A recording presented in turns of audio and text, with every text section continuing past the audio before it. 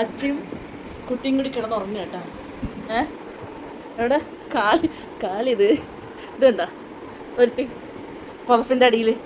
അച്ഛനെ തണുക്കുണ്ടോ അവയ്ക്കേ? തണുക്കുണ്ട് തോന്നുന്നുണ്ട്. എന്നാൽ നിൻ്റെ പുതപ്പെടുത്ത് കുറച്ചുകൂടെ. ഞങ്ങളുടെ ബ്ലാങ്കറ്റ് മാറ്റിയത് ഇവള് കാരണം കേട്ടോ.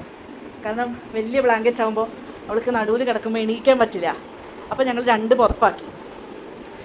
ഇപ്പോൾ അവൾ അവളുടെ പുതപ്പിൽ പുതയ്ക്കൂല, അവൾക്ക് വേണം. ഡേറ്റ് ഉറങ്ങിയോ? ആഹാ, ഉറങ്ങാനുള്ള പ്ലാനാണേ. ഗുഡ് നൈറ്റ് പറയൂ. Good night. എല്ലാവരോടും ഗുഡ് നൈറ്റ് പറയൂ. അമ്മയുടെ ചൊത്തെ ഗുഡ് നൈറ്റ്.